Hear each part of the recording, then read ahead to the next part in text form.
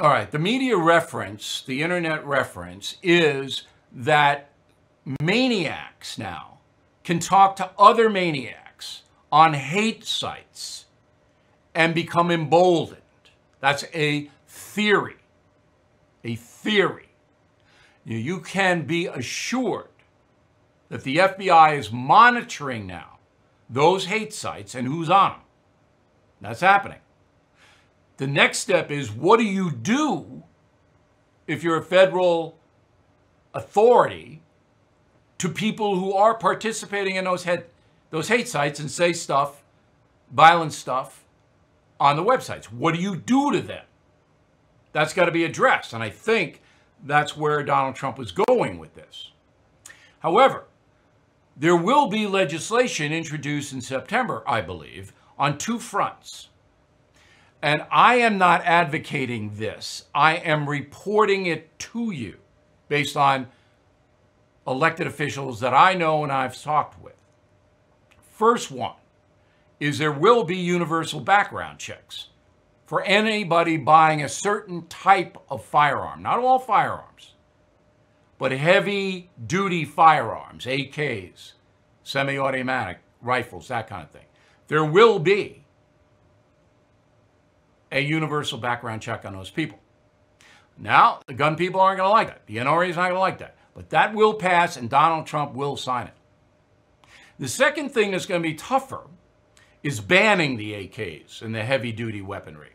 It's going to be put forth, and it'll be an interesting debate.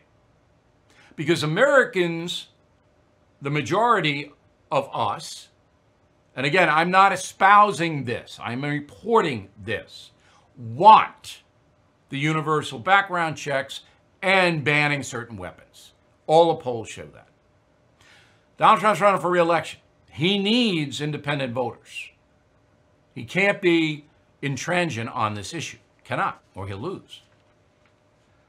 Now, Biden, as I predicted months ago, is going to be the nominee. He's going to win the nomination, unless there's some cataclysmic thing.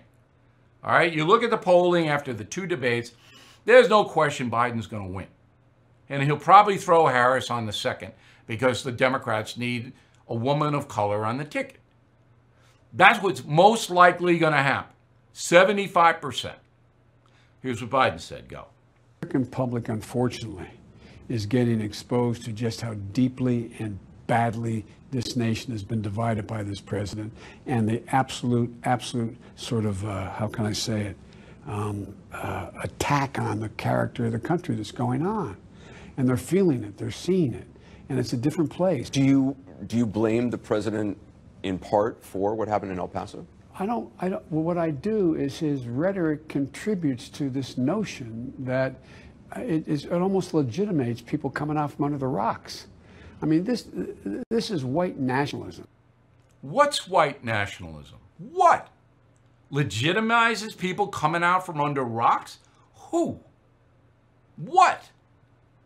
Now, Biden will fall back on Charlottesville. The big lie. Okay. So, I thought Donald Trump's statement yesterday was pretty good. Even liberals, I mean, you have a beef with it? Come on.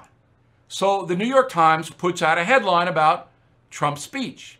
And then the far left starts to attack the New York Times, so it changes the headline in later editions. Put them both up. I'll read them both. Okay, the first headline says Trump urges unity versus racism on page 1. Ho!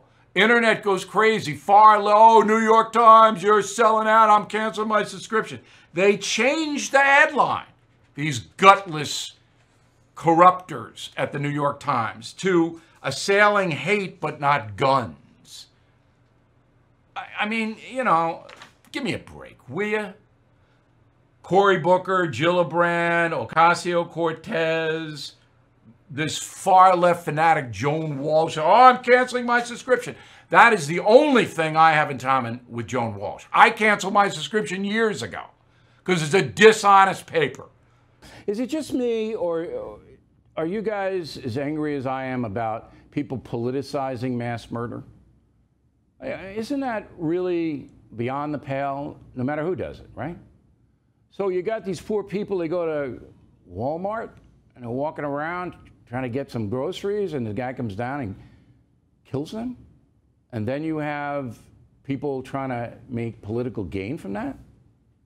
The worst is this Beto O'Rourke. I mean, this guy is really out of bounds. This is not acceptable behavior from anybody. So I know why O'Rourke's doing it. He's polling 3%. He looks foolish in the debates. He doesn't know what he's talking about. So now he gets attention by hating Trump, by hating the President of the United States when people are dead in his hometown. Joe Biden, you better watch it, Joe. I mean, I have respect for you, but I'm losing it.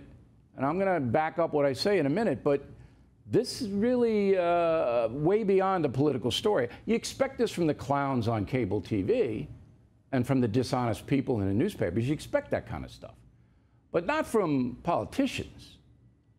Okay, so President of the United States goes to Dayton, Ohio, and he goes to El Paso, Texas. He's representing us, everybody, even if you hate him. He won the election. He represents us by showing compassion and going there and speaking to the families and the authorities. That's what he's doing. You don't deride that. You don't demean it. You don't make it into a negative thing. This is just decent human behavior. Don't do that. You don't like Trump? Don't watch the coverage. Okay, you got a few people in Dayton, maybe 200, that are protesting. You know, what are you going to do? Then in Texas, there are a few more because it's on the border and you have all of this going on. Then you have O'Rourke, and we went over O'Rourke yesterday, calling Trump all kinds of names. And again, the guy is desperate, all right? He's through. He's not doing anything in this campaign, and he's behaved so poorly. Maybe you'll see him on some far-left TV show, but his damage he's done to himself is immense. Okay, so de Blasio goes on, but he didn't have any intention of answering any questions.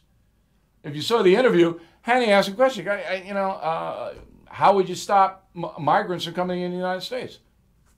Blasio didn't answer it. Would there be any limitations on abortion? No answer. Would you confiscate guns? No answer. No answer. He just wouldn't answer.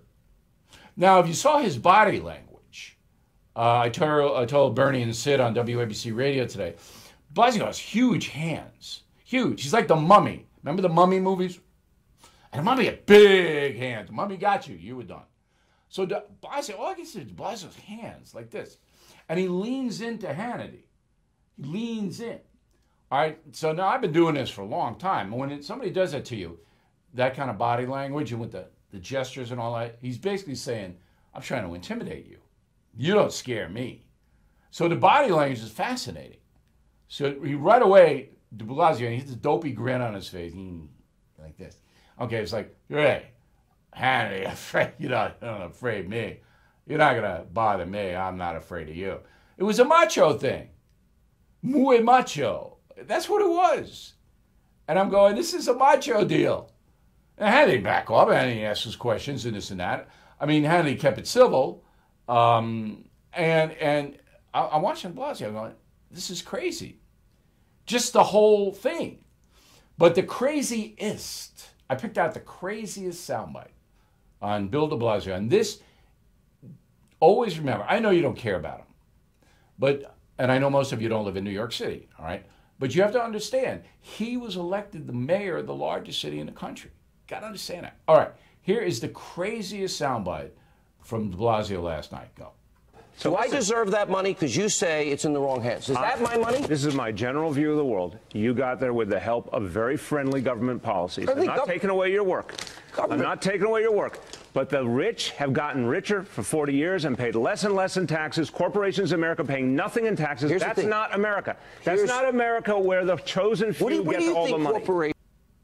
Okay, so Hannity asked him, I guess I should have set it up a little bit better. I earn my money and I'm wealthy.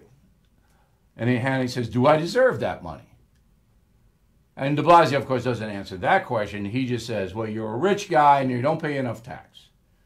Okay, but then the key to that whole thing is, all right, you got there with the help of a very friendly government policy.